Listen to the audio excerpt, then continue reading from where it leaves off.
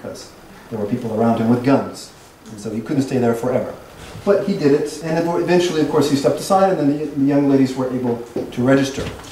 But you may know this from Forrest Gump. Can you see it? Yes. You saw the film, right? Well, Forrest apparently was at this event, right?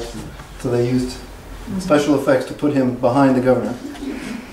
Another famous Alabamian is Nat King Cole, best known for holiday music, actually. He's best known right now for Christmas music that he recorded in the 1950s, but he was the first host of a nationally televised TV program who was black. Let's see here. Rosa Parks, this is the young lady who started the bus boycott.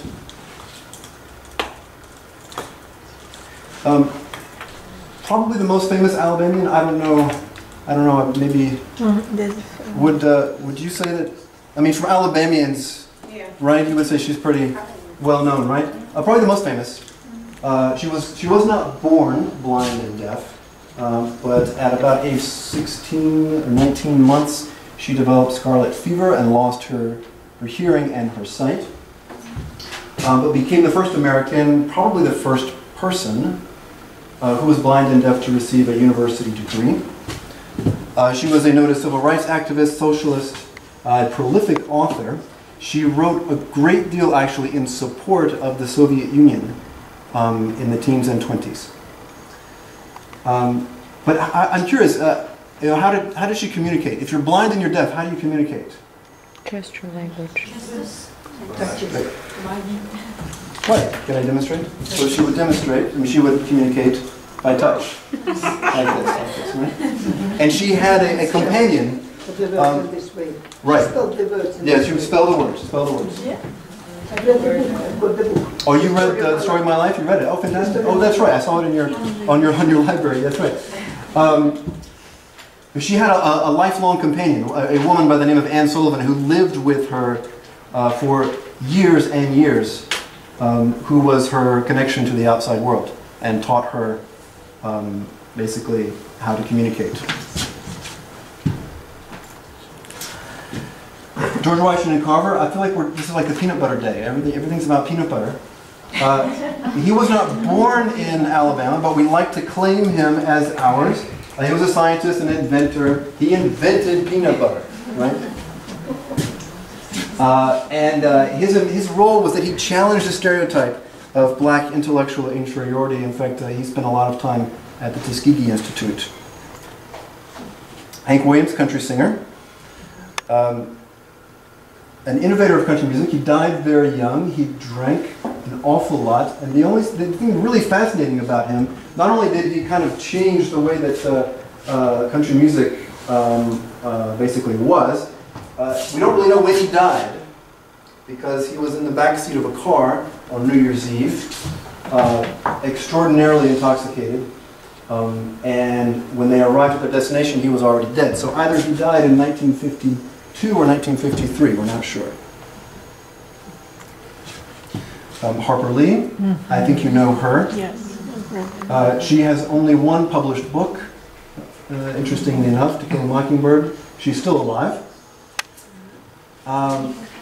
Most Alabamians would say this is the greatest example of Alabama literature. And she was close friends with Truman Capote, who was actually not from Alabama, he was from Louisiana. But they were childhood friends. All right, let's talk about Southern American English. So, the dialect region is big. It's a lot of geography here we're talking about. With lots of local varieties, and people from the South.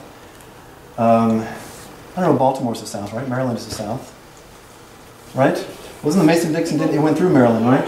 Yeah. I know you don't consider yourself a Southerner, though. I'm sure you don't, right? We don't know where we fit in. People from the North say we're from the South. But usually Southerners say that we're Yankees. Oh, I don't know.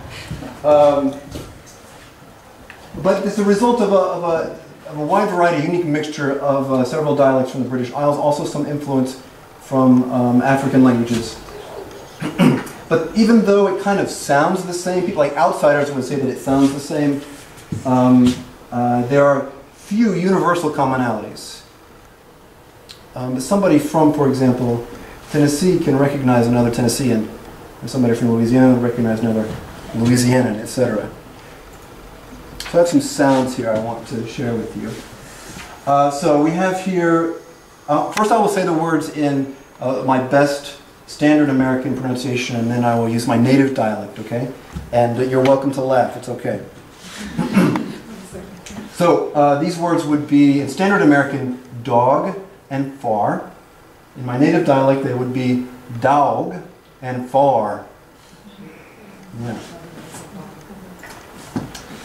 The sound I is actually pronounced like this. So the standard American, these would be hi and my. In my native dialect, they would be ha and my. It's okay, you can laugh, it's all right. We have a second person plural, just like in Russian. Right? You know, in standard English, you can be singular or plural, right? And it depends on the context. But in the South, we take you and we take all, we put them together, and we get y'all. We like to use the word done to signify completion of a task. So, for example, my mother would ask me, have you done your homework? I was that done, finished. We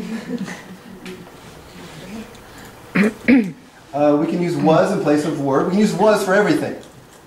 We was real hungry. I was, you was, we was, they was. It's all okay. It's simple, right? I know, isn't that nice? It's very, very simple. We like to use double modals to give something a little bit of a nuance of meaning. And so, for example, let's say my friend wants to borrow my truck to move into a new apartment, but and I can tell him, I could help you, meaning I can, but I don't want to. Right. We like to use me as a reflexive dative, so anytime you're doing something for yourself, you can use me. Maybe peanut butter and jelly, right? I want to fix me a peanut butter and jelly sandwich, or I'm going to do me some laundry, right? I'm going to watch me some television. We like to use fix into for immediate future action. So you can say, you know, we teach our students, so you can, we have will, right, plus the verb, or we can have be going to, right? Well, fixin' is for something that's happening very, very soon. So like in 5 minutes, I'm leaving like in 5 minutes, I can say, I'm fixing to go, I'm fixing to go. Double negatives are okay. You don't have no idea what to do. So we like to take be out in present tense. This is more common in Black Southern English. You, my new friend. Right, just like in Russian. It's simple.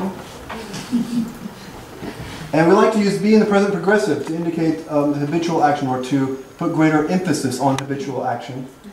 So let's say, for example, that I walk home from school every day and there's this puppy that follows me every day.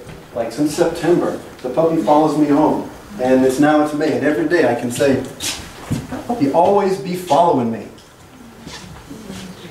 That's another one that's more common for Black Southerners. And I have an example. All right, I'm going to try and play it. Let's take a vocabulary quiz. I have a list of vocabulary words that are common to Southern American English. And I'm going to play a song. And you have until the end of the song to match the standard American variant with the Southern American variant.